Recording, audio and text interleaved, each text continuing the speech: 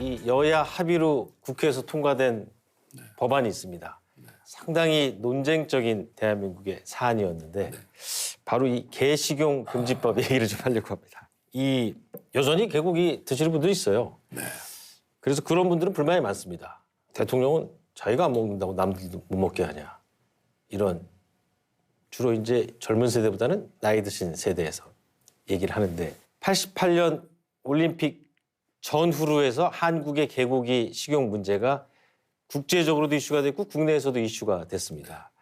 근데 보니까 이제 거의 한 30여 년 만에 여러 논쟁 토론을 거쳐서 결국은 개고기 식용 금지 법안이 여야 합의로 통과가 됐습니다. 그 아까 뭐 저희가 이제 들어올 때도 봤지만 강아지 좋아하시고 또 김건희 여사도 댁에서 같이 강아지를 많이 키우시고 그런 개고기 식용 금지 법안 같은 법안을 얘기할 때는 김건희 여사 좀 조언도 듣고 그러십니까? 글쎄 제가 지난 대선 때 이제 그 우리 당 경선 과정에서 그 개 식용 문제에 대해서 아주 그 단호한 입장을 표시를 안 했다고 해서 비판도 많이 받았습니다. 말씀하신 것처럼 집에서요, 밖에서요? 아니요, 밖에서 이제 단호하게 현재 드시는 분들에 대한 그런 그 입장을 무시하기는 어렵지 않느냐라는 그런 말씀을 했다가 네, 제가 개식용은 나는 금지하는 게 맞지만 법으로서 당장 강제하기에는 좀 어려운 것이 아니냐 이렇게 얘기를 했다가 제 그 생각과는 달리 이제 오해를 많이 받고 두둔하는 거냐 이렇게 돼가지고 이제 비난을 많이 받고 아주 홍역을 치른 바가 있습니다만은 이제는 그 뭐 국민들 100%가 찬성해야 법이 만들어지는 것은 아니고요. 개식용에 대한 금지 법률은 이제 이 정도 국민들이 이런 그 문화나 이런 것이 바뀌었다고 한다면은 이제는 추진할 수 있는 거 아니냐. 첨단 과학 기술이 이렇게 발전한 나라인데 해외에서 또 우리 한국에 대해서 실망할 수도 있고. 네, 맞습니다. 저는 뭐 이 법은 여야 합의로 이제는 우리가 좀 이제 바꿔야 될 때가 되지 않았나. 개고기 식용 금지법 관련해서 아무래도 이제 김건희 여사가 그 애견 그리고 이제 동물 보호에 관심이 많으니까 이런 문제에 대해서는 뭐 서로 얘기를 하시나요? 뭐 얘기한 적이 있습니다. 왜냐하면은 그 저나 제 아내가 이제 그 강아지를 6마리 키우면서 이제 뭐 자식처럼 생각하고 이렇게 하니까 우리 많은 그 견주들 또 개 식용 금지를 반대하는 분들이 저와 또 제 아내에게 이 개 식용 금지 입법화 운동에 좀 나서 달라는 요청도 많이 받았고 그렇게 해서 집에서도 이 문제에 대해서 얘기한 적이 있고요. 저도 이제는 우리나라 국민들의 이제 문화가 많이 바뀌었기 때문에 이걸 해야 된다고 이제 생각을 했고 또 저희 집사람도 여기에 대해서 꽤 적극적인 생각을 가지고 있었습니다. 대통령 부인을 영어로 이제 First Lady라고 하지 않습니까? 대통령의 가장 옆에서 지근거리에서 이제 여러 가지 뭐 말씀을 해주시는 분인데 이 법안 말고도 다른 사안에 대해서 많이 논의를 하십니까?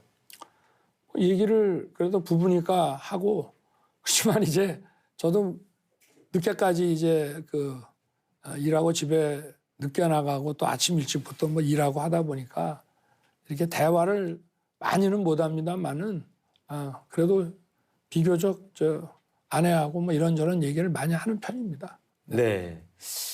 제가 뭐 두 분이 어떤 얘기를 하시는지는 잘 추측을 할 수 없지만 이 얘기는 하셨을 것 같아요. 최근에 많은 논란이 되고 있는 이른바 이 파우치. 외국 회사 그 뭐 조그만한 백이죠. 그 백을 이 어떤 방문자가 김건희 여사를 만나서 그 앞에 놓고 가는 영상이 공개가 됐습니다. 많은 국민들이 또 봤고요. 이 영상을 본 국민들의 첫 번째 의아한 점은 당선 이후거든요. 대통령 부인의 신분인 상태였는데 어떻게 저렇게 검증되지 않은 사람이 더군다나 이 시계에 몰래카메라를 작용한 전자기기를 가지고 대통령 부인에게 접근할 수 있었을까? 이거는 의전과 경호의 문제 심각한 거 아니냐라는 생각을 가장 먼저 사람들이 했습니다. 어떻게 이런 일이 일어났죠?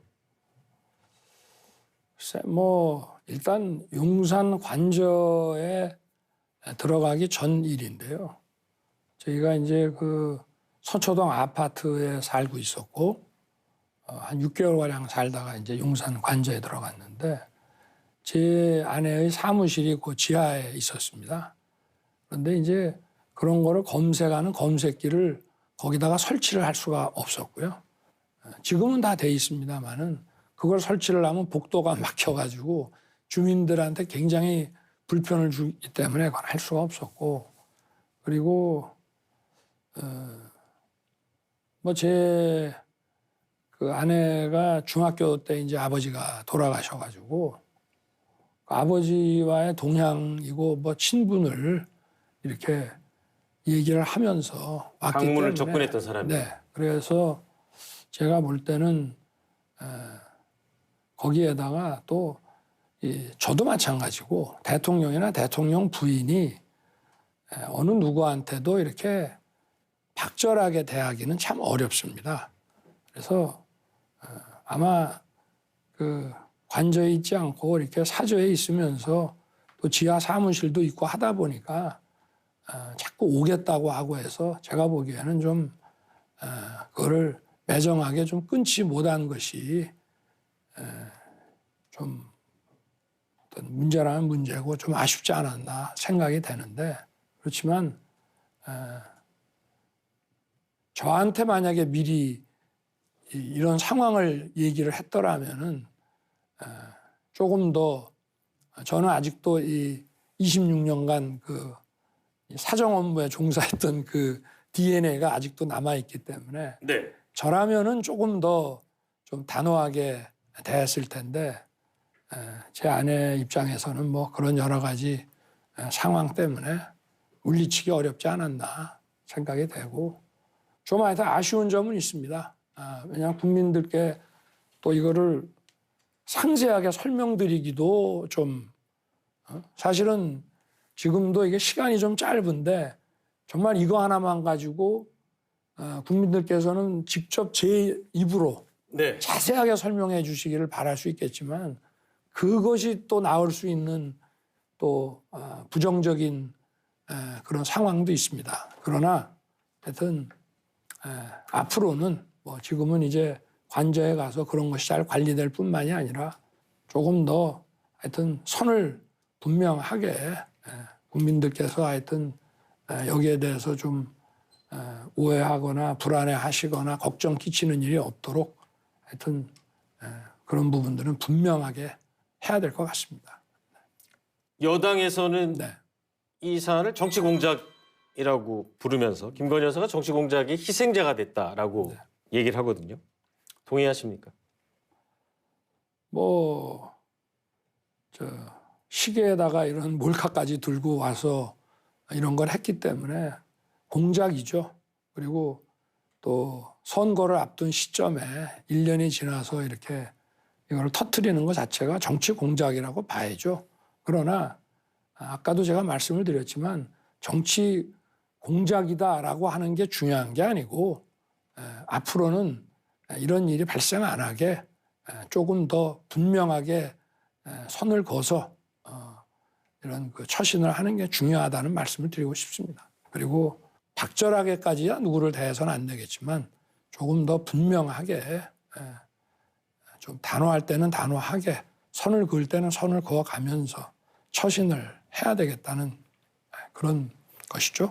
네. 네. 그 대통령의 의지를 더 강화하기 위해서 제도적으로 네. 특별감찰관 내지는 제2부속실을 설치해서 좀 시스템적으로 보좌하는 게 어떠냐라는 의견도 많이 나오는데 이 부분에 대해서는 어떤 계획을 갖고 계십니까? 뭐 저는 그 임기 초부터 감찰관은 이제 국회에서 선정을 해서 이렇게 보내는 것이고, 그럼 대통령실은 받는 거. 제가 사람을 뽑고 그 채용하는 것은 아니거든요. 이제 이거 가지고 뭐 민정수석실이다, 또 감찰관이다, 제2부속실이다 이런 얘기를 하는데, 제2부속실 같은 경우는 지금 우리 그 비서실에서 검토를 하고 있습니다. 네. 그런데 이런 일을 예방하는 데는 별로 도움이 안 되는 것 같습니다. 어떤 제도든지 간에. 만약에 어떤 비위가 있거나 문제가 있을 때 사후에 감찰하고 하는 것이지 뭐 예방할 수 있는 건 아닌 것 같고요. 제2부속실이 있었더라도 제 아내가 내치지 못해가지고 자꾸 오겠다고 하니까 사실상 통보하고 밀고 들어오는 건데 그거를 적절하게 막지 못한다면은 제2부속실이 있어도 만날 수밖에 없는 거 아니겠습니까?